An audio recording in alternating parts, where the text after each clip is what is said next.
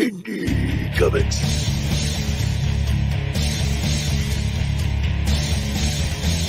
Indie Comics.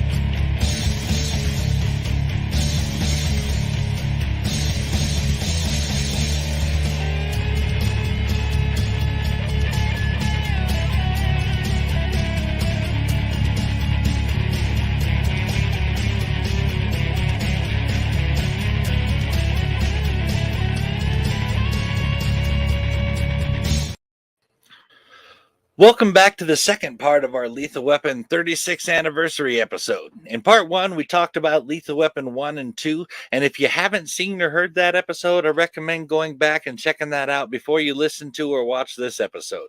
In this episode, we'll be talking about Lethal Weapon 3 and 4, and even what we could dig up on the upcoming Lethal Weapon 5. My understanding is that there's even a Lethal Weapon video game that my man Steve here is going to cover. But before we get started, does anyone want to get out? Sorry, I couldn't help it. Had to pull the cap quote there. But seriously, was there anything you wanted to say, Steve? Always a great quote for any occasion. But yes, I do have a few things to say. Lethal Weapon 3 is where the tone starts shifting away from an action buddy cop series with some comedy elements and into a full-on action comedy. I think a lot of that is because Shane Black was more heavily involved with the first two films, and his vision for the series was darker and much grittier than the way Richard Donner wanted to go. I don't think the later films are bad by any stretch, but they're very different films, much less grounded in real-world policing and more into big action set pieces and funny one-liners. I think this shows with Riggs particularly, who starts off as nearly suicidal and becomes a much more comedic character by the end. But why don't we get into Lethal Weapon 3 and talk about where things ended up? Sure thing. Lethal Weapon 3 came out in 1992, 3 years after Lethal Weapon 2. It was once again produced by Richard Donner and Joe Silver, and then they, of course, used Silver Pictures for a production company. It was written by Jeffrey Boehm and Robert Mark Kamen, and Steve will get into that in more detail in a minute. I'm actually curious why the screenplay credit for the film ended up the way it did, and I think Steve should be able to clear that up. But for now, let's talk about the cast a little bit.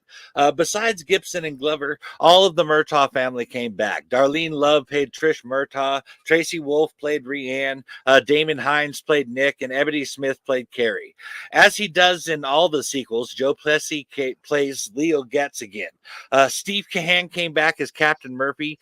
Mary Ellen Trainor reprised her role as Dr. Stephanie Woods, although it should be noted that we don't actually get to know her whole name until Lethal Weapon 4.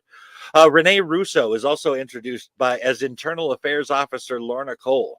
The villain of the show, Drac Travis, is played by Stuart Wilson, although Robert De Niro was considered for the role. But I think that covers the casting stuff. What can you tell us about that screen credit and the writing process, Steve? Sure thing. So get this. The screenplay of Lethal Weapon 3 was credited to, quote, Jeffrey Boehm and Robert Michael Kamen. Unquote. The reason the screenplay was given this credit is that Boehm wrote two different drafts, one solo and then another co-written by Kamen. It sounds like complete Hollywood nonsense to me, but that's the way it goes, I guess. I think that is nonsense as well. I mean, there is no need to list Boehm twice. I don't really care how it went down. I mean, that kind of the rewrites and all that kind of stuff happens all the time in Hollywood, and they don't write the credits like that normally. My guess is that Boehm probably asked for it out of ego. But seeing it on the screen, it doesn't look good or read well. But that rant aside, it seems like we're in agreement there. So how about we get into the writing? Sure. So Jeffrey Boehm wrote two early drafts of the script, and they were apparently very different from the film we got. Lorna Cole wasn't originally meant to be a woman, for instance. So the character was changed in later drafts. They were also building a relationship between Riggs and Rhiann early on, which ultimately they didn't go through with.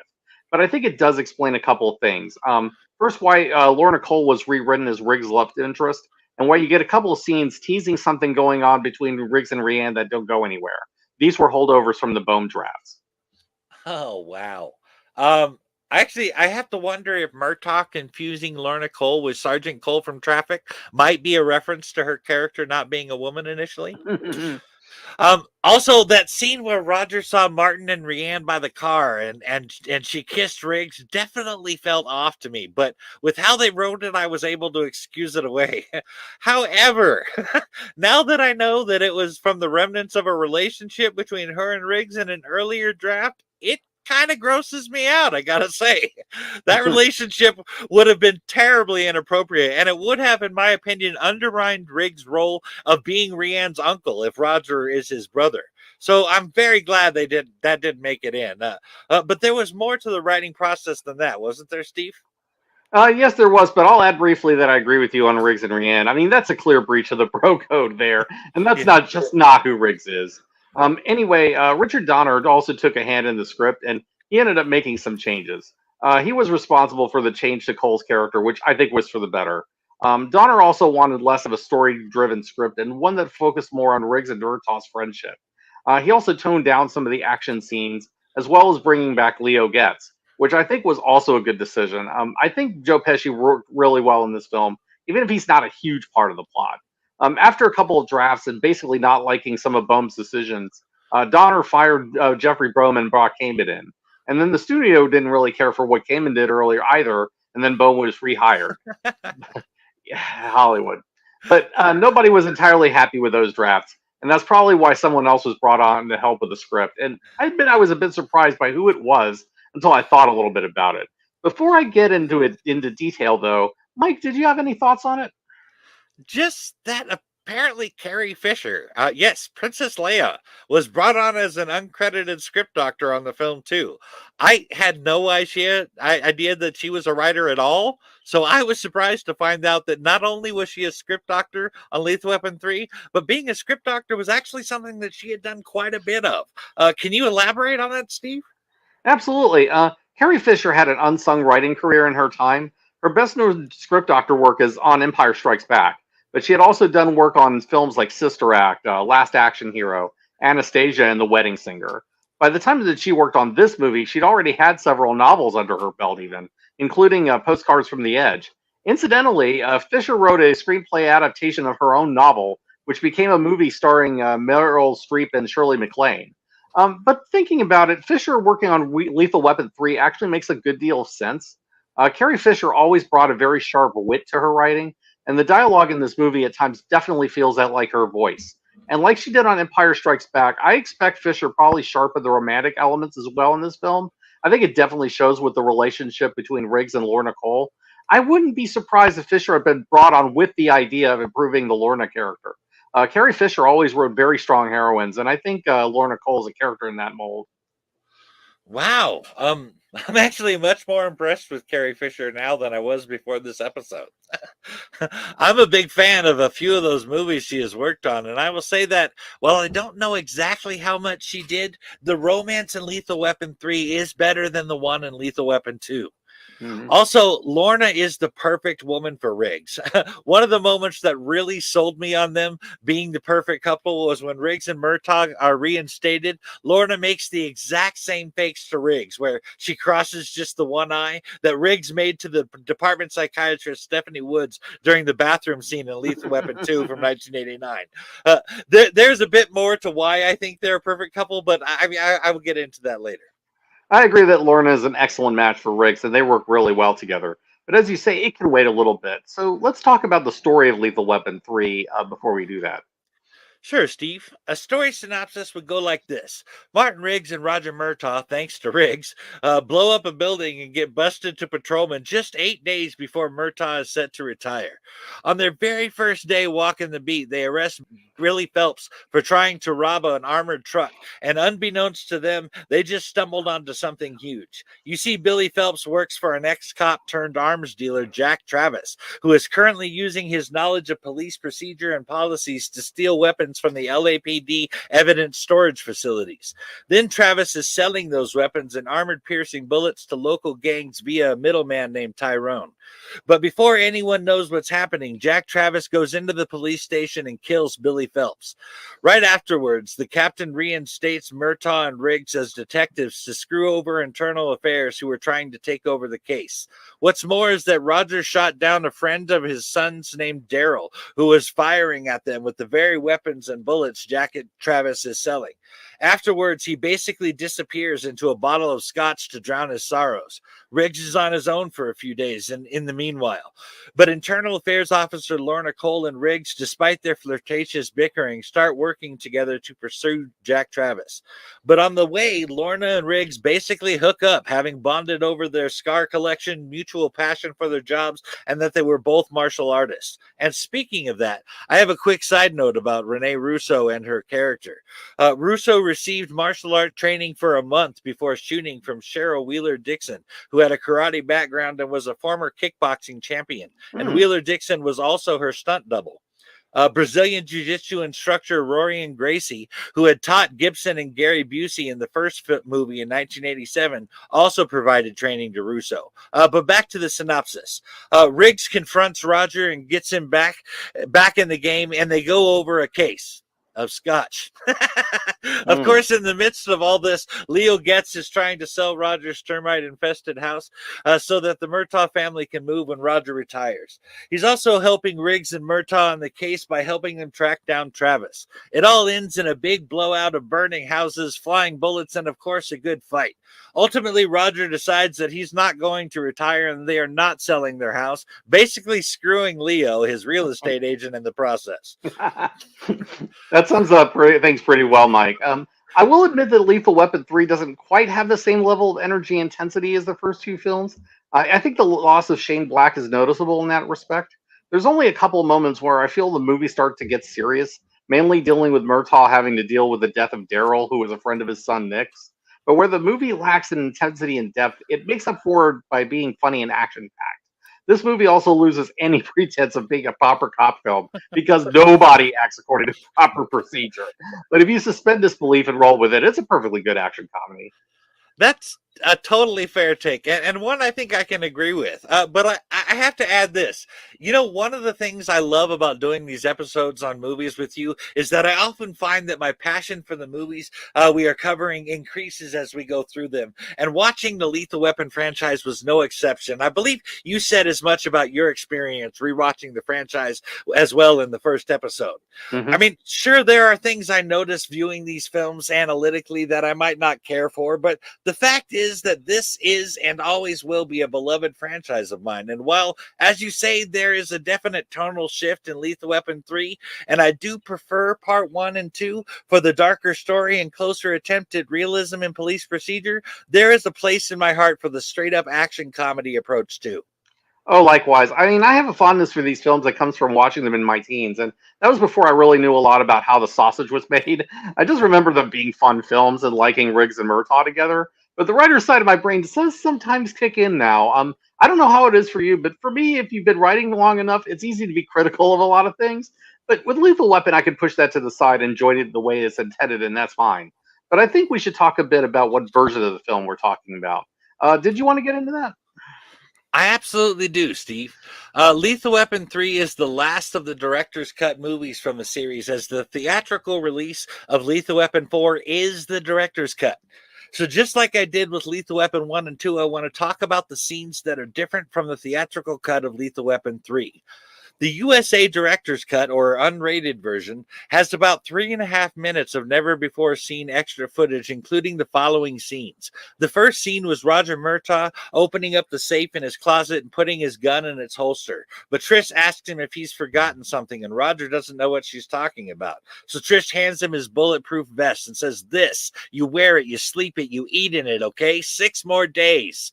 Then turning to Riggs, Trish tells him to keep an eye on Roger. And just as a quick side note, I love that there was no "will you do this" or "please." That was a very family-like kind of thing to say. Just keep an eye on Roger. Just flat out like that. I like that. The next scene was when Roger had disappeared into his bottle of scotch and Rianne came by Riggs' house to tell him that about her being worried about her father.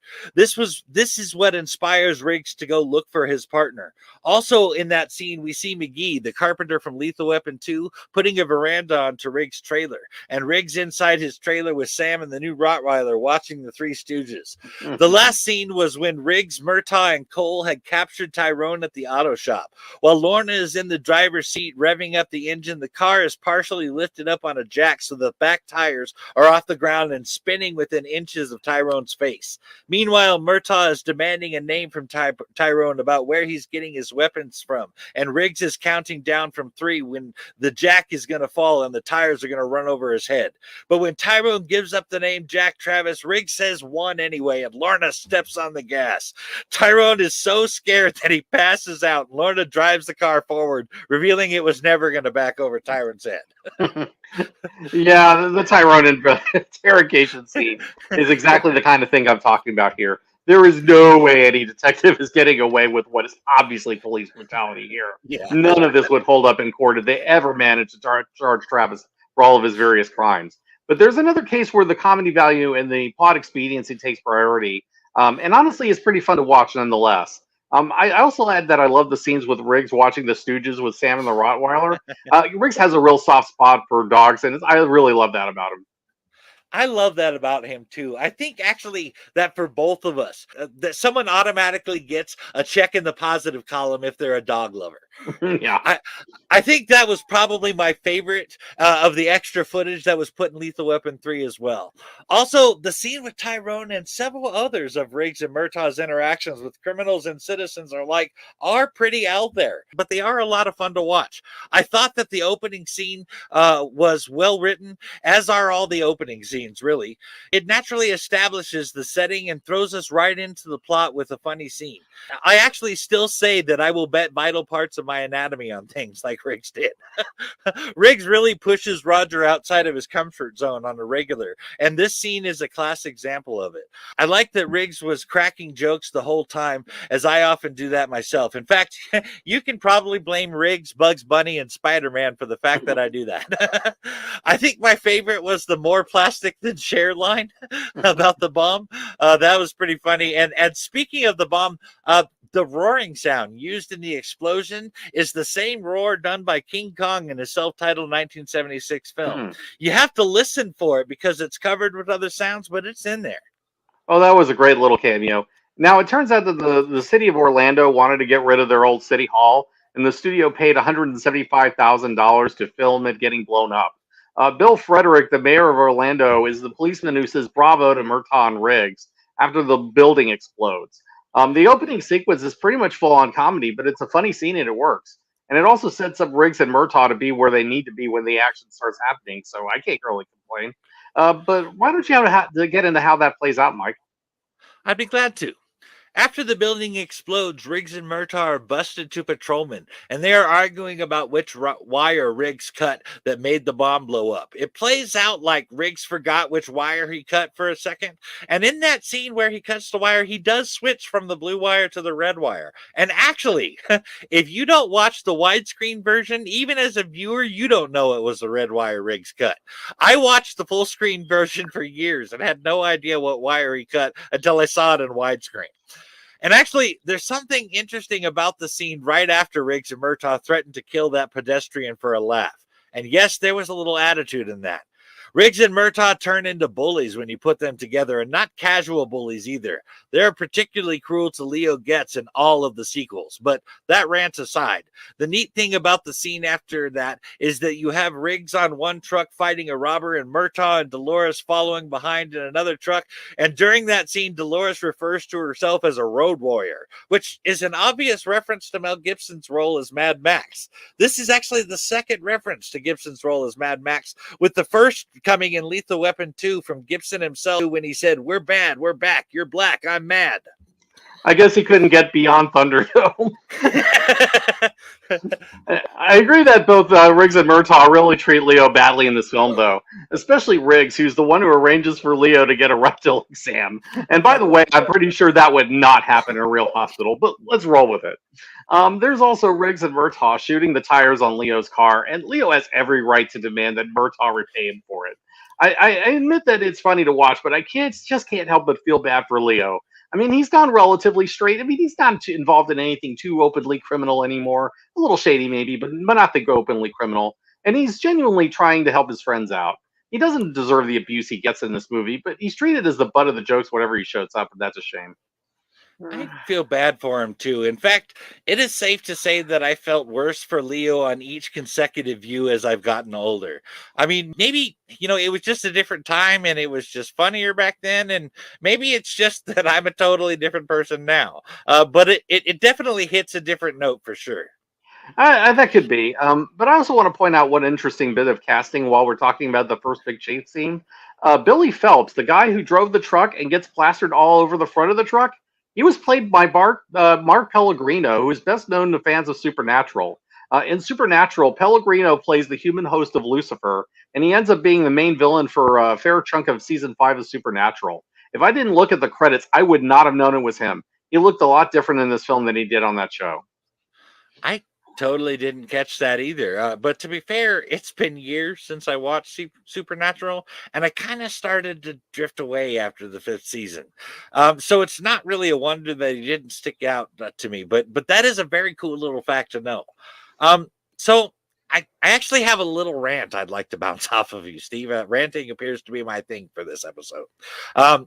What's with Roger's holier than thou thing with Riggs? Talking about we're cops, not crooks, when Riggs tries to cover up the parking meter. Throughout the franchise, they both regularly break the law when it's convenient for them. In this very movie, we find out Roger never had a permit to build over his garage.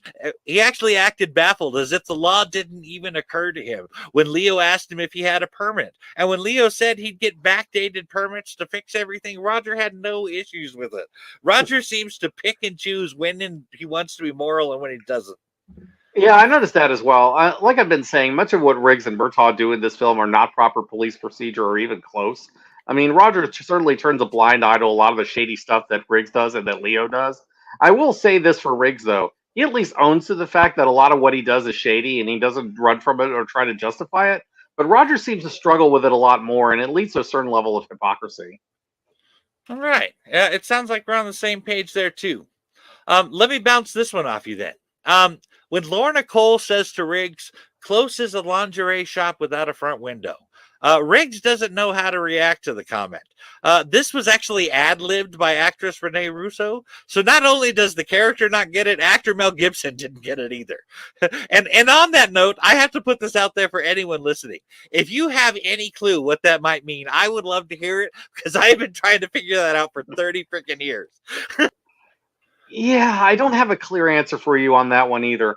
The best I can think of is that it's an intentional non sequitur designed to throw people off balance, but that's just a pure guess on my part. Actually, that's not a bad theory. I mean, she was clearly deflecting and moving on to a more productive action. So honestly, that's better than anything I've come up with which is nothing, by the way. But let's get into some of our thoughts on the character arcs in Lethal Weapon 3. There are good and bad things about the character arcs in the film. I thought it was weird that after Lethal Weapon 2 and that world-shattering blow of the deaths of both Vicky and Rika at the hands of Vorstedt, that Riggs would basically have to rebuild himself again. I talked about that in the first episode. Granted, Riggs would be a little bit more resilient this time, having walked a similar path before, and this time he would have Roger and the Murtaughs, but there's just nothing in the film. I mean, Rika and Vicky are not even mentioned, and it feels like Lethal Weapon 2 barely happened to the Riggs character. I mean, he's up and running and even already falling in love with a new woman. I don't know about you, but if the last 2 women I was in love with died because I was a cop, I would be a lot less eager to jump into another relationship. But Riggs is not even hesitant, so I was not a big fan of that particular aspect of the story. I did, however, love the talk with Roger on the boat after Riggs found him on the dock drunk and broken because he killed Daryl. That was a great character moment for both of them. Sure, they fought and argued a bit, but I feel like they really put their cards out on the table and they were real with one another. Roger was finally the one that needed to be pulled out of the hole this time, and Riggs was there to do it for him. Plus, I really appreciated Roger's relationship with Nick growing in this one, and how Nick was able to forgive him and understand that Roger had no choice in the death of Daryl. The family came together there, and I love that. But back to the boat. As I discussed before, one of the things that got Riggs out of the hole he was in was his job and his partner, Roger. He felt like he was not alone anymore. When Roger said he was retiring, like Riggs said, he was retiring them as partners, not just for retiring from his job. Riggs, in a way, felt abandoned, and I wonder if that was at least part of why Riggs attached himself so quickly to Lorna. From a certain perspective, she could fill that role of being both a partner in the force and a lover. That's not a bad theory. Now, I will say that that aspect bothered me too, although I was glad to finally see Riggs find a love interest that doesn't up and die on him. But yes, it's true that Riggs should have been dealing with issues after losing both Victoria and Rika, which is addressed a little bit in the fourth film, at least to be fair. I don't have a problem with Riggs not mentioning it or bringing them up necessarily, though. Riggs is the kind of person who would hold everything in. The most he does is point out to Murtaugh that he's sleeping with someone and he's not sure if it's the right thing to do. I feel like it's in character for Riggs to hold the deeper issues back, trying to tough it out. What I have a problem with, however, is that nobody else calls Riggs out on burying his problems, including Roger and the police psychiatrist, especially Murtaugh after the big speech Riggs gives about my problems are your problems after finding him drunk on the boat. It just seemed like those points are glossed over for the purposes of this film, and that is a bit disappointing. So it's nothing that completely ruins the movie for me. You make a good point there. I think Roger, out of everyone, should have called Riggs out for what he was going through. I mean, we flat out see him do that exact same thing to Riggs in Lethal Weapon 4 when they were on the boat at the beginning. So it's not a far stretch for that to happen here. I think it definitely should have too. Partners help keep each other in check. They're supposed to tell you things when no one else will, and admit things that they wouldn't admit to anyone else. As an example, I would say, why do you think Roger admitted to Riggs that he was wearing a girdle and not to anyone else? I hurt my back lifting weights. Yeah, yes, that's a great example. Absolutely. They absolutely keep their worst character traits in check, and that's a sign of a really good partnership. But with all the character business out of the way, that leads us to the big action finale in the housing project. Is there anything you can tell us about how that was done? There is. For Lethal Weapon 3's big shootout at the end, the filmmakers found an abandoned housing tract in the remote town of Lancaster, California. A victim of the savings and loan crisis, the property had been untouched for over 2 years. 12 of the 56 houses in the tract became a dramatic inferno for the scene. To meet EPA standards, the units all had to be stripped of insulation, paper, wiring, plumbing, and anything else plastic. In addition to administering a heavy dose of flame retardant to the wood, propane gas lines were installed to each of the 12 houses. This allowed for the creation of a fire that would not burn the wood and one that could be lit and relit for each take as needed. The fire sequences were also a welcome heat source for the actors too. Night shooting in a high desert in January saw temperatures drop as low as 11 degrees. Yeah, I can't imagine that would be comfortable at all for the people on set, and I can attest that those kinds of climates tend to get really cold at night in January. But it seems to have all worked out. The action scenes really worked though, and that was one of the good ones. I mean, I liked arranging the explosion by driving the truck full of ammo and having Murtaugh shoot the leaking gas from the tank. I mean, the fight between Riggs and Travis was generally solid for me as well. Now, I was bothered by one thing. Lorna getting shot should have raised the specter of Riggs having lost 2 women to the bad guys, but once again, nobody brings it up, and it's swept aside. It was nice to see things go right for Riggs and Lorna in the end here, but again, somebody should have brought this up. I felt like they were trying to talk about that a little bit with Riggs talking to Lorna as she was laying on the gurney. I mean, maybe it's just me, but that felt like Riggs holding back the fear and pain of loss you're talking about as he pleads for Lorna to make it through this and to grow old with him. Right, it's more implied than outright stated, and that's not necessarily bad, just more of a surface take than anything really deeper. And then after that, the movie just moves straight back to the chaos and mayhem of Riggs and Murtaugh. But I will admit that the way they do it is interesting. Do you have anything you wanted to say there, Mike? Actually, I'm chaos and he's mayhem. We're a double act. Love that line.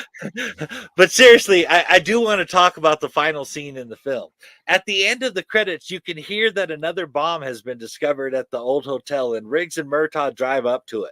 When Murtaugh and Riggs show up in their car, they again have the discussion on whether or not they should go in. Before they can exit the car, the bomb explodes and destroys the building, and you can hear Riggs say, "I hope nobody saw us, and you better get your girdle out of mothballs because I think they're going to bust us down to patrolman again." Roger says, 10 more years of this shit. They both say, "I'm too old for this shit." It's funny, but I had mixed feelings about the end credits. On the one hand, there's no question that it's hilarious, and I enjoy Riggs and Murtaugh get up to their usual shenanigans. I mean, on the other hand, bringing up another bomb threat implies that they learned absolutely nothing, and I'm not much of a fan of that. But again, I'm willing to let it go because the experience is entertaining enough despite that. I have to say that story-wise, I totally agree with you. It fully feels like backpedaling, that once again, two homicide detectives are going to a building that's going to blow up. I mean, in the beginning, before the first building blew up, the cop asked Riggs and Murtaugh what they're even doing there. And, Riggs, of course, just says that the night is young when he says no one is dead. But when they find out that the bomb squad is on the way, Murtaugh even says that they shouldn't leave. But it was Riggs that insisted that they go in. It fully takes away from the story, but it is pretty funny, particularly the stuff that they say to each other when they're driving away. Cool. So it seems like we're on the same page on the ending. So how well did Lethal Weapon 3 do with audiences? I mean, it's definitely more of a crowd pleaser kind of film than the previous ones.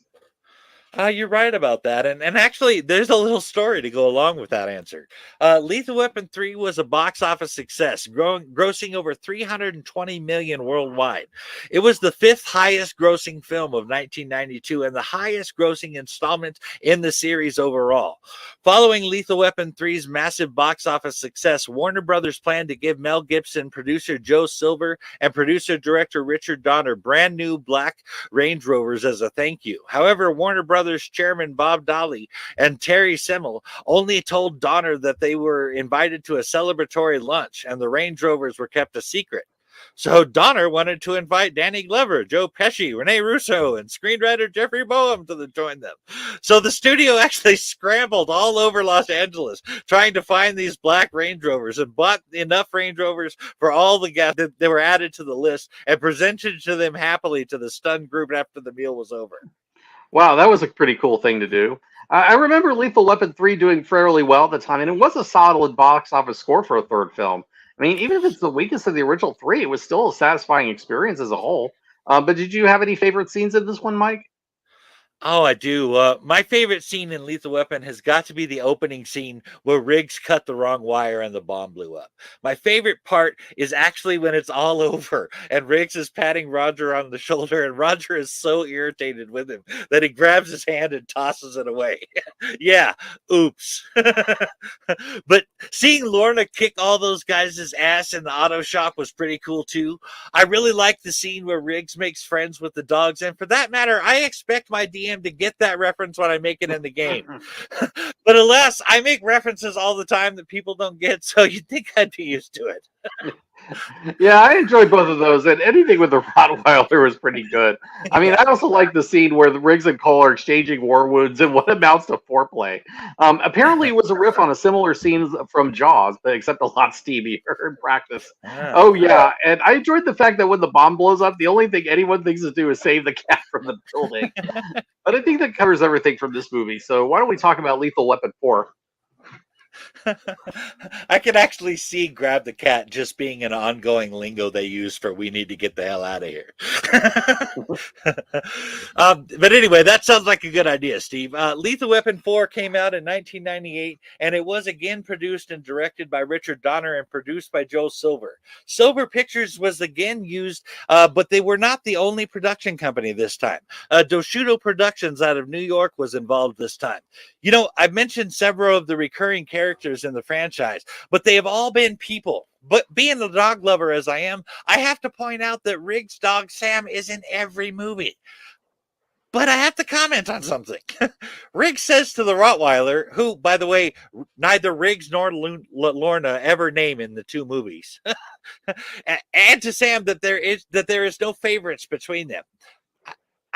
Sam saved his life in Lethal Weapon 2 by warning him that people were coming, and he was also his only companion while he was deep in the hole of depression. Sam had been there for him through a lot, and if I were Riggs in that scenario, they would absolutely be a favorite. I'm not saying that I would give one a treat, not the other, but emotionally, I would be way more attached to Sam. I'm a dog lover myself, so I can totally sympathize with that reaction. I think I probably would as well. As much as you might love your other pets, it always hits different when you have that shared experience with a particular dog. But please go on. Sure. Let's talk about the rest of the cast. Paul Twerp appears in all 4 Lethal Weapon movies, but always in a slightly different role. He played a mercenary in the first film, a hitman in the second film, henchman number 3 in the third film, and a helicopter pilot in the fourth. I actually had no idea about that until I was researching for this episode, but I'm totally going to start watching for him now. Kim Chan makes his first appearance in the franchise as Uncle Benny. Jackie Chan was originally considered for the role of Hoisington, but turned it down because he doesn't play villains.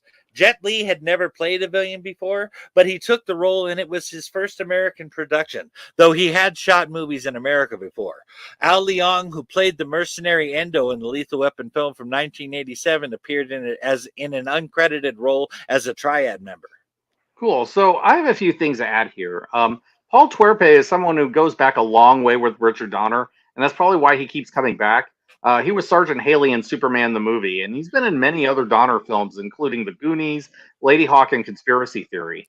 He seems to be an old reliable for Donner who can do a lot of small roles and do a lot of consistent work. As for Jet Li, the man is a legend. I mean, one might even say the fist of legend. but he's an outstanding martial artist, and if that was the only thing he would good at, he'd still be one of the best things in this film. But Lee's also an amazing actor in this movie, and he gets both the cold-bloodedness of Hoisington and the more sympathetic side of him. He's probably the best villain we've seen in these films in a while. We are 100% agreed. But I will elaborate on my thoughts about Jet Li in more detail later on. Now, before we transition into the writing, I have a little cross-section segue into it with the casting. So Leo Getz and Lee Butters were not in the original scripts. I'm not sure why, as they are great characters in this movie. Perhaps Steve can shed some light on that when he gets to the writing. But when Joe Pesci was hired, Gibson had to write him into the script. And then when he was right about 3/4 of the way through the new draft, Chris Rock was hired, which forced him to rewrite the script yet again. But that was not the end. Butters was originally written to be a gay detective at the LAPD. But as soon as they started filming the scene at the police station between Butters, Riggs, and Murtaugh, everyone felt like his character was just not working. So there was yet another rewrite to make him Rianne's husband instead. But they did not change much, I think. There's still an ongoing joke in the movie about how Murtaugh is afraid Butters is gay, and I can't help but think that this is the lingering part from the former draft.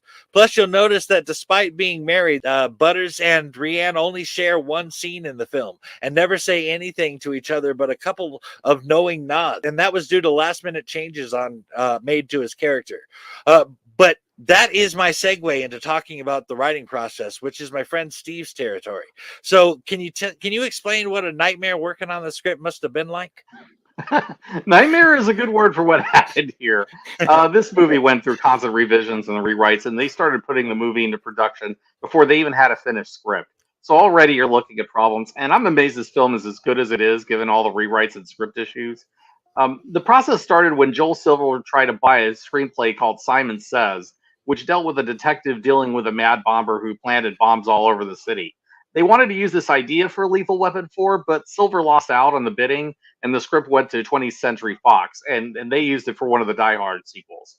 Then they brought in Jonathan Lemkin, who had done some script doctor work and was best known for Demolition Man. Then Jeffrey Brohm was brought back in to do Lethal Weapon 4, and he had the idea of having Riggs and Murtaugh go up against a group of neo-Nazi terrorists. Bohm reportedly wrote several drafts, and he wasn't satisfied with any of them. But he wasn't the only one involved. Different writers had their own competing script drafts and ideas of what they wanted the film to be. But Warner Brothers rejected all of them, and the only idea the studio liked was the idea of Chinese triads, which is ultimately what they went with. But a number of people disagreed with the studio and preferred Bohm's idea. Bohm wanted to veer back more in the direction of the first two films, and he felt the counterfeit currency idea just wasn't interesting or impactful enough to be a good Lethal Weapon film. Now, there were people behind the scenes that preferred Bohm's ideas, but they were overruled by the studio.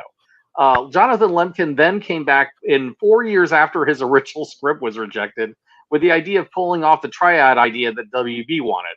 But again, there were competing scripts by other writers. So you had Miles Miller and Alfred Gu, who were known for shows like Smallville and the most recent Wednesday, and they did their own script. Presumably, some elements of that version made it in the final draft because they were officially credited for it. Joel Silver then brought in a TV writer named Channing Gibson, who had worked on shows like NYPD Blue. Gibson originally took the job because he thought it would be light work compared to his TV work. However, it turned out to be much harder than his TV projects because of the numerous rewrites that were required of him.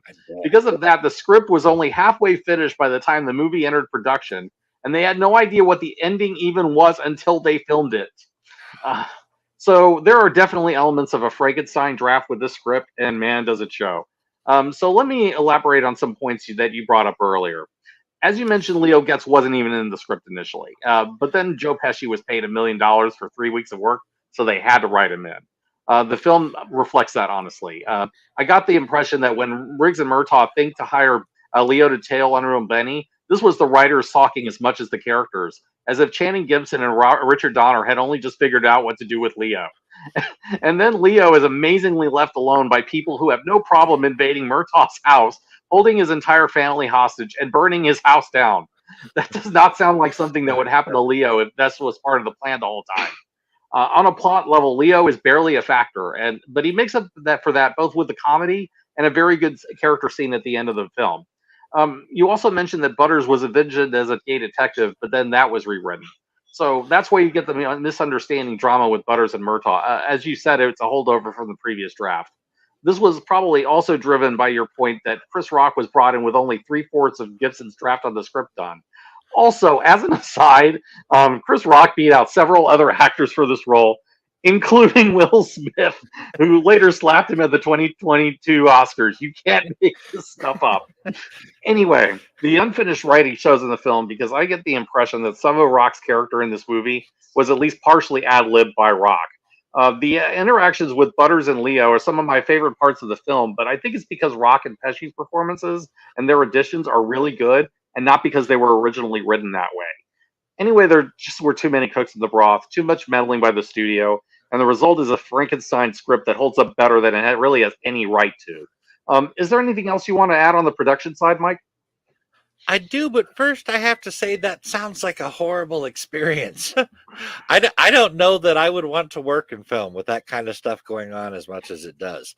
It takes a certain kind of resilience and a fair amount of quick thinking to work in that environment. And as much as I love movies and TV, I'm really glad I write comics. But to your question, Lethal Weapon 4 went into production in early January 1998, and with an already planned July release in that same year. However, due to its issues during filming, including script changes, production ended around mid-May.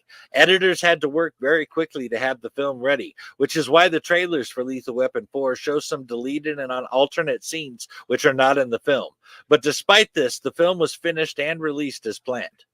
That also makes sense. It may be that another reason why this movie isn't a complete disaster is because Richard Donner saved it in the editing process.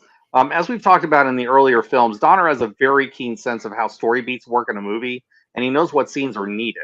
So he may have filmed a lot of footage and then took the bits and pieces that worked the best and made it all connect. Donner may very well have saved the film if that's the case. That certainly sounds like a very real possibility.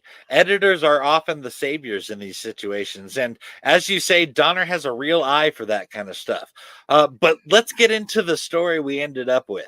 So with the exception of the real time between Lethal Weapon 1 and 2, there are some gaps between the films that audiences have to piece together from what's going on in the new film. So I wanted to point out what changes had occurred between Lethal Weapon 3 and Lethal Weapon 4, as there is a 6-year gap to fill in there, and a lot of stuff goes down. Lorna apparently survived her wounds from the third movie and has no ill effects. In fact, she's pregnant. Riggs has moved his trailer yet again. Murtaugh's wife, Trish, starts writing cheesy sex novels under the pseudonym Ebony Clark and is apparently quite good at it, as sales from her books are bringing in quite a bit of money for the Murtaugh family.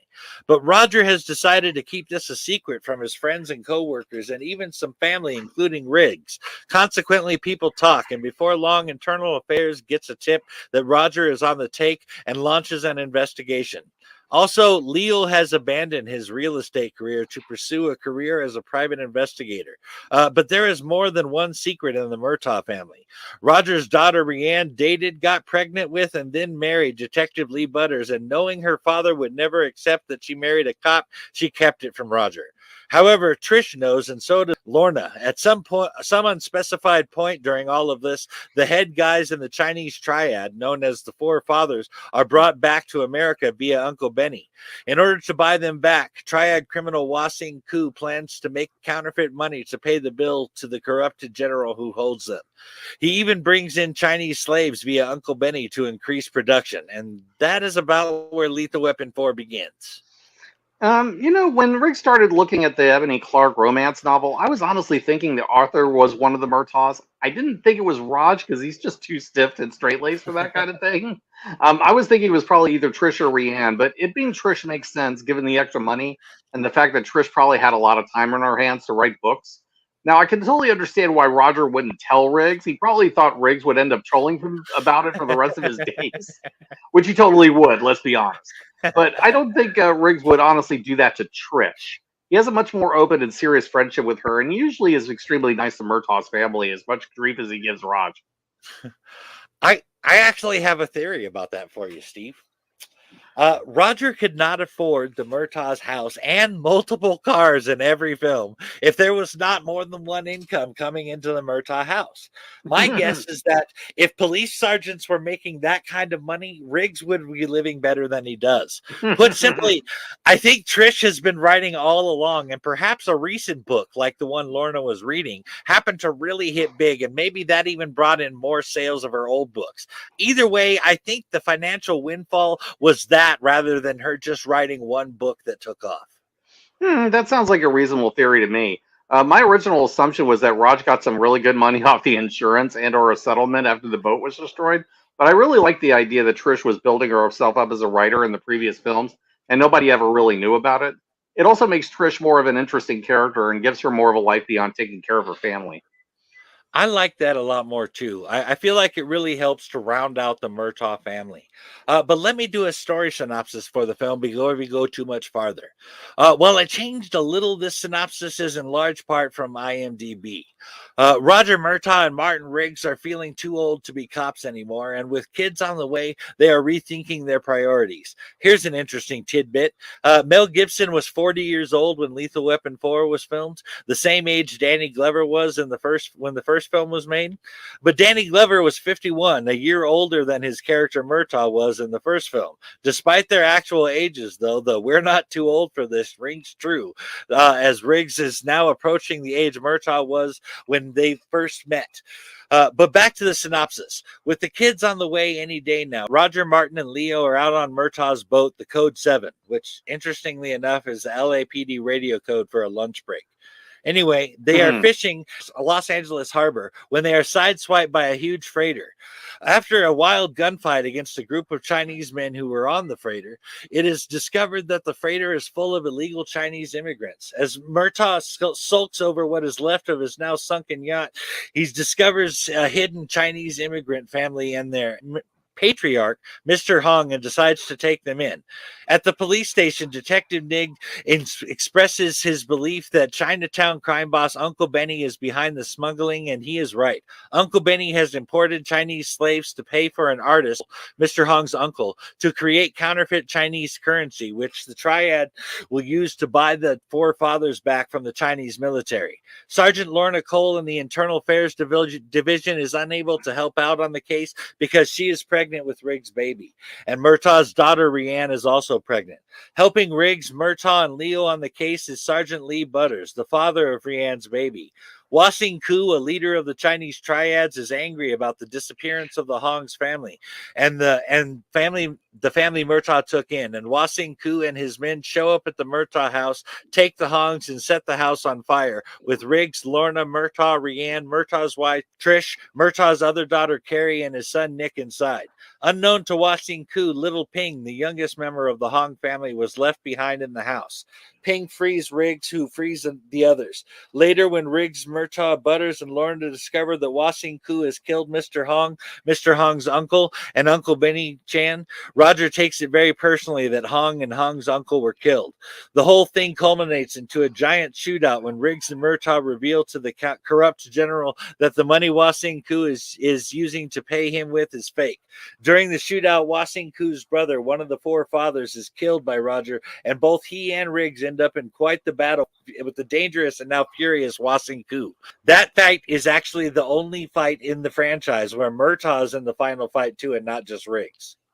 I actually like that angle of it. Riggs has lost a few steps by his own admission, and Murtaugh isn't equipped to handle a master martial artist alone. But I appreciated the idea that Riggs and Murtaugh had to defeat him together because they couldn't do it alone. I think that's a great statement on how Riggs and Murtaugh have grown as friends and as partners. It's also a statement of how much Riggs has grown to rely on Roger rather than face his demons alone, and how Murtaugh has learned to trust Riggs completely in turn. They wouldn't have been able to pull that off in the first film. Not at all. It's the strength of their friendship and their partnership, their brotherhood even, that allows them to win when they might have failed alone. And all of that is earned because their trials in the last four films and how they've grown together because of what they faced as a team. That was the right ending, I think. 100%. The perfect final fight to cap off the series. You hit all of the really big points, so I don't have too much to add there, but I do love the relationship between Riggs and Murtaugh in that ending, especially with Roger saving Riggs at the end. It really worked as a great partner character arc. But there are some other things I want to talk about from the film. At the beginning of the film, when Riggs shoots the man with the flamethrower, sending him flying into the gas station, a muffled Wilhelm scream can be heard. If you're wondering what a Wilhelm scream is, I can tell you that you've heard it dozens of times. It's a stock sound effect that has been used in countless films since 1951's Distant Drums. The scream is usually used when someone is shot, falls from a great height, or is thrown from an explosion. The sound is named after Private Wilhelm, a character from The Charge at Feather Falls in 1953 Western, in which the character gets shot in the thigh with an arrow. And now that you know that, you have the same curse that I do, and that will not be able to not notice that scream whenever it is used. You're welcome. Now I'm curious about that Western, even if it sounds like the old Skyrim meme about taking an arrow to the knee. but if I'm honest about the cold open, it seems like almost like they're throwing Riggs and Murtaugh against a full-on supervillain in this scene. This dude is wearing full covered bulletproof armor, which is practically a super suit. He uses a gimmick with a flamethrower, and he's just interested in causing mayhem and destruction like a supervillain would. To be honest, if I used a villain like this in an issue of Blitz, it wouldn't feel out of place at all. But in a buddy cop film, it does seem a little bit weird and over the top, even if it works for comedy. Maybe it's Donner's Superman roots showing. I don't know. But speaking of comedy, I think you had something you wanted to add about it with this scene, Mike.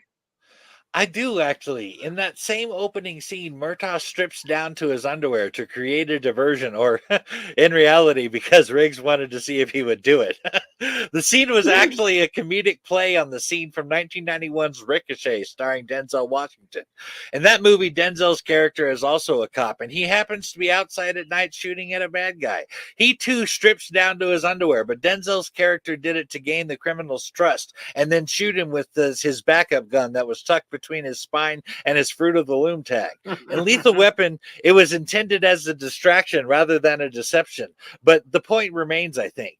Director Richard Donner was watching old cop movies from the early 90s looking for inspiration for Lethal Weapon 4. Apparently, Donner came across Denzel's work and thought it would be an entertaining way to put a funny twist on the same sequence, and knew that it would fit perfectly with the characters and story he had to work with. Now, that is interesting. I have noticed that occasionally Donner will riff on certain films here and there as it makes sense. And we saw that with the war wound scene in the third film, for example. The chicken thing was funny, though, and it does look like the practical joke that Riggs would pull on Roger. What's even better is that Riggs trolls him constantly about this by putting copies of the news clipping of Roger in his underwear all over the station. Well, you knock it off, people. I mean, the man has feelings, for God's sake. The initial joke was really only moderately funny, but Riggs and the others trolling Roger about it through the whole film was really the best part. Those scenes make me laugh every time. I also want to talk about a character that might be my favorite villain in the franchise, Wasing-Ku, played by the great Jet Li. I just want to say that Jet Li is my favorite martial artist now. but I initially saw him in Lethal Weapon 4 for the first time, and I was blown away. I had not seen him before because I didn't follow Hong Kong martial arts movies. But what really amazed me about Jet Li was his lightning fast speed and awesome flexibility. When Riggs is fighting Wasing Ku, Wah uses a scorpion kick to knock him down. 1 year later, this would become the signature martial arts move of Trinity in The Matrix from 1999. The Trinity actress Carrie-Anne Moss did not have the flexibility and strength to do the scorpion kick, so they used the fake leg. As seen in the movie, clearly Jet Li is capable of doing that for real. That's mad flexibility, folks. His light speed movements and that clearly demonstrated flexibility combined to make real power in martial arts. Those are things I also admire about the legendary Bruce Lee. And much like directors had to do with the great Bruce Lee, Richard Donner also had to ask the great Jet Li to slow down as he was moving so fast that the camera was not able to capture his movements. And let's talk about Jet Li's display of speed in Lethal Weapon for a second, and with his pulling off the slide of Riggs' gun. To get the slide off of a Beretta 92 FS, the weapon Riggs had, you have to push in a button on the right side to unblock a lever on the left side. The lever then has to be rotated 90 degrees in order to release the slide. It is possible to grab the gun, push the tab down, rotate the lever, and pull the slide to disarm the weapon quickly, especially when the button has already been pushed down and the lever partly rotated like it was when Wasing Ku pulls the slide off a Riggs gun. You know, Gibson's character Riggs mockingly calls Wasing Ku Bruce in reference to Bruce Lee. Ironically, while Jet Li had tried to distance himself from the legendary actor and martial artist Bruce Lee, Jet had recently made a remake of Lee's Fists of Fury from 1972 with Fist of Legend in 1994. Jet Li's outfit as Wasing Ku even resembles both the outfits Bruce Lee wears in Fist of Fury. And one last side note, according to behind-the-scenes footage, Rene Russo was very scared of being hit for real during the filming of the scene where Wasing Ku knocks Lorna out with a single kick to the head. So much so that she refused to open the door for a few moments when the camera started rolling. Oh man, Jet Li is indeed one of the greats, and he's so good in this movie. So I completely believe that Jet Li dominating everyone with martial arts is probably down to his own skill and not even necessarily the fight choreography. He's extremely fast, extremely flexible, extremely skilled, and that makes him such a credible opponent in this movie. For certain, the next thing I'd like to bring up is that in Lethal Weapon 3 from 1992, Captain Murphy told Riggs to get a haircut, and he says, "Of course I won't." In Lethal Weapon 4, he appears to have gotten a haircut, so I guess he will. For that matter, in Lethal Weapon 2, the captain points out that there's a sign in his office that says no smoking. And Riggs says he knows and points out that there's another sign on the door that says that too, but he doesn't give a fuck. But you'll notice he starts trying to quit smoking by the end of 2 and through 3 and finally quits altogether by 4. Roger complained about it more than once, and it did not affect Riggs. In fact, he offered to put it out once, remember, in the first film, and he ended up changing his mind and said, "Well, how about if I roll down the window? How about that instead?" But I think that the captain saying something to him had more of an effect on Riggs than he was willing to let on. Riggs has grown up a lot by the time we get to this movie. He's gotten older and a bit slower, and now he has a family and people to lose. There's also something about being a father that changes you, and I think that's part of why Riggs gives up smoking. He doesn't care if he's just living it for himself, but he isn't doing that anymore. He has Lorna and now their son to think of now, so he can't be the risk taker he used to be, and he can't indulge in self-destructive bad habits like he did before. By the end, I think Riggs starts to see Murtaugh's side of things, even if he has a little bit of his old wild streak left in him. So, did you want to get that a little bit more, Mike? I totally do. I feel like we finally come full circle with the characters in Lethal Weapon 4. Riggs has now reached a level of understanding about Murtaugh that he didn't have before because he is now the same age as Roger was when they first met. Suddenly, he is seeing things from a different perspective, and I think he is realizing his limitations, something Roger has been saying all along. Of course, Roger being 12 years older than Riggs, he finally says, "Oh my gosh, finally," right? I also like that things finally got on better ground between Murtaugh, Riggs, and Getz. I mentioned before about them being bullies to Getz for a few movies, so it was really cool, in my opinion, that there was a redemption arc and a change in Riggs after that cemetery scene with Leo. You know, they, including Leo, called themselves family before, but I feel like it was not until Leo and Riggs had that moment that he really was accepted as one of them, and Riggs felt remorse over how he and Roger had been treating Leo. Also, Riggs finally becomes whole again and remarries and starts his own family. The healing is complete at that point.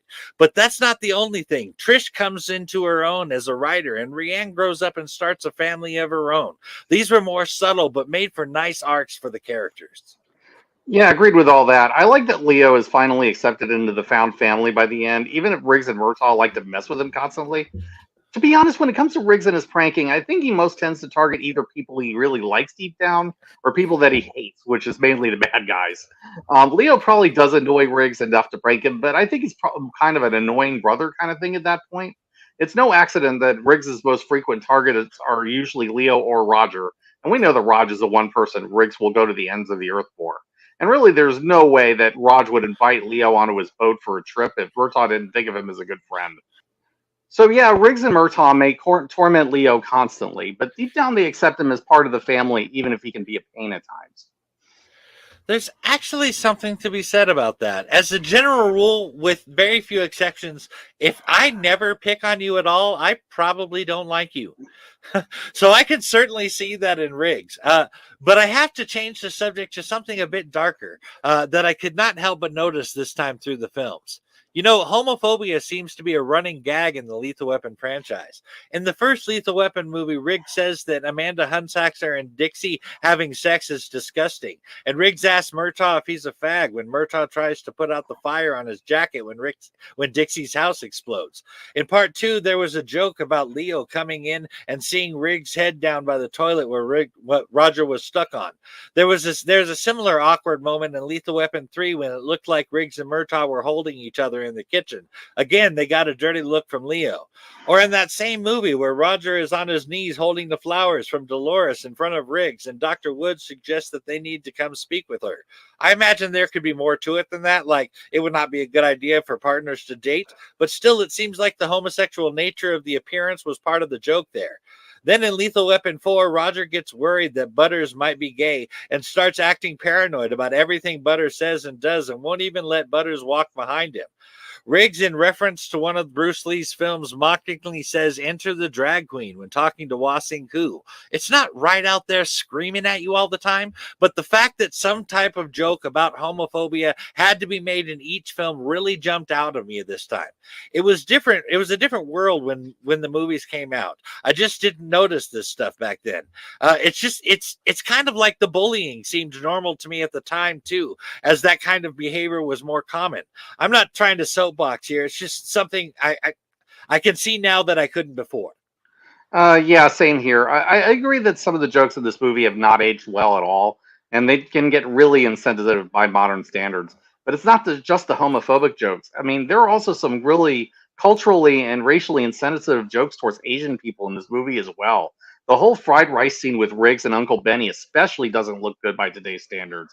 I mean, people probably thought nothing of those things at the time, but looking back at it now, I just can't help but wince whenever I run across them.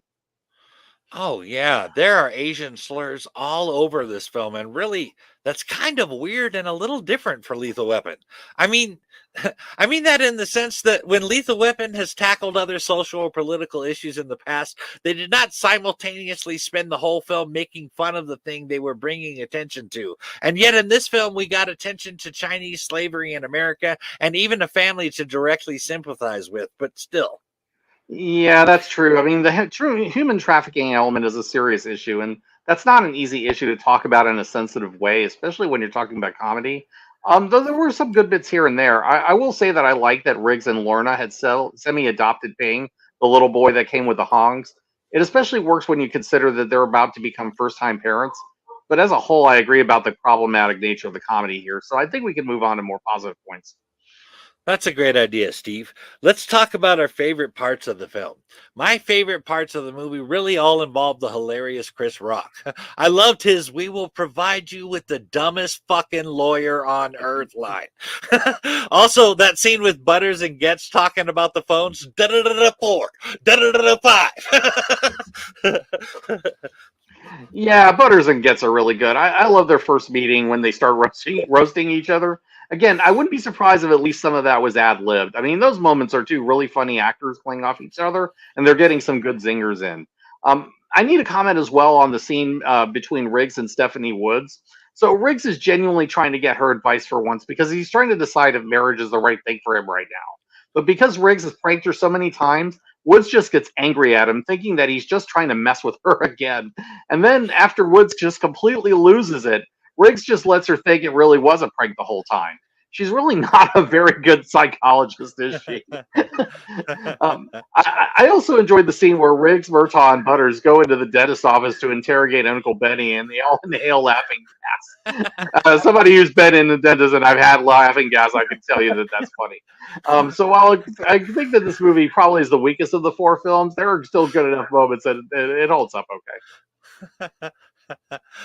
I think I have to disagree with you about Lethal Weapon 4 being the weakest in the franchise.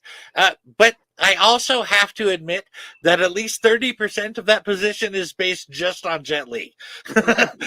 Another part of it is that I too am getting old. But as I mentioned, I really liked the character arc, and I felt like it was a great way to close out the franchise. For me, I would rank them 1, 2, 4, 3. But I believe there was actually a Lethal Weapon video game, wasn't there, Steve? That's completely a fair take, but yes, there was a Lethal Weapon video game, though the series ultimately did not take off in that format. It was made as a tie-in to Lethal Weapon 3, which released around the same time. The game was developed by Ocean Software and Eurocom, and it was released in 1992 or in 1993, somewhere around there. There were two different versions of this game. One was a beat-em-up side-scroller that was released for the NES and the original Game Boy. It was a pretty generic brawler game, and though you could play as Riggs and Murtaugh, the two characters were pretty much interchangeable in practice. The version I am familiar with and one I've actually played is the Lethal Weapon game that came out for the Super Nintendo. This version is more of a platformer game, and it's annoyingly difficult. It plays quite a bit like the original Ninja Turtles game, if you can believe that. You get to play which character you want, Riggs or Murtaugh. Though I imagine most people probably would play Riggs just because he's such a cool character.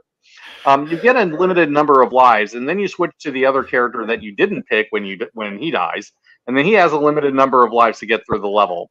In practice, there's a lot of jumping around, bad guys running around, and you have to avoid them or kill them while you get to the next stage. And that's often not very easy because the bad guys are quick, and you have a limited number of shots with your pistol. On top of that, and this is what I really object to, you take fall damage if you fall from a height. This can really be a problem if you're knocked off the rails by an unexpected hit from a bad guy. And some of those bad guys will drop bombs on you, and you typically will not be able to see it coming. So after taking the hit from the bomb, you have to start getting back all over again to where you left off. And on top of that, you take damage from the fall. It's nonsense. Yeah. I will say that I like one thing about it. I remember that every time I died in that game, you hear Danny Glover saying his line, "I'm too old for this."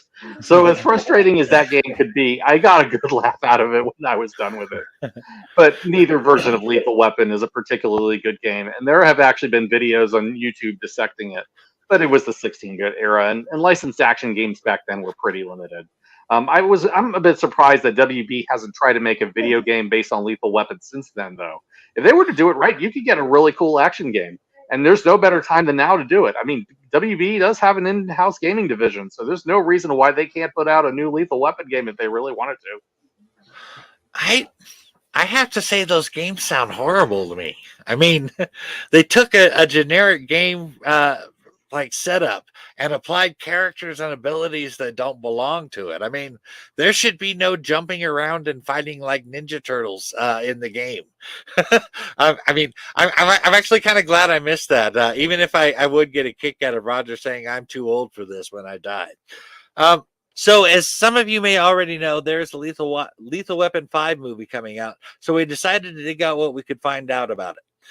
Apparently, talks about a fifth film go back as far as 2007, but in 2008, Donner told the Los Angeles Times that Lethal Weapon 5 was dead in the water, despite him and Lethal Weapon 4 co-creator Channing Gibson having an incredibly strong story for the fifth movie. But in 2011, Warner Brothers planned to reboot the Lethal Weapon franchise with a brand new cast, which eventually led to the short-lived TV show. Mel Gibson turned down a previous script written by Shane Shane Black and Chuck Mundry that was set to be directed by Shane Black. Richard Donner speculated that he turned it down because the reboot didn't involve Gibson. It wasn't until 2017 that the idea of a fifth film seemed possible again, with Gibson, Glover, and Donner all down to return if Warner Brothers would greenlight it. Richard Donner sadly passed away during pre-production in 2021 at the age of 91. But back in 2018, Donner revealed that the title for the fifth film would be Lethal Finale. Lethal Weapon 5 will be the only film in the franchise not to be directed by Richard Donner. However, due to his years, he had personally asked his friend Mel Gibson to take over in such an event. After his death, Mel Gibson announced that he would direct as his friend had requested. In the latter part of 2021, Gibson confirmed that Lethal Weapon 5 will be exclusively on HBO Max and that the script has been written by the Equalizer's Richard Wenk, and Gibson is hoping to start shooting in 2023. And talk about being too old for this shit. If that's true, Danny Glover will be 76 and Mel Gibson will be 67. That is too old for this shit. I didn't know about this myself until fairly recently, but I will say I'm intrigued by it.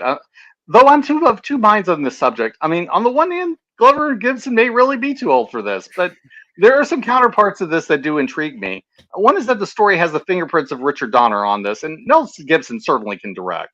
Braveheart coming most obviously to mind here. And it's only a Lethal Weapon story with Mel Gibson and Danny Glover attached, which they are.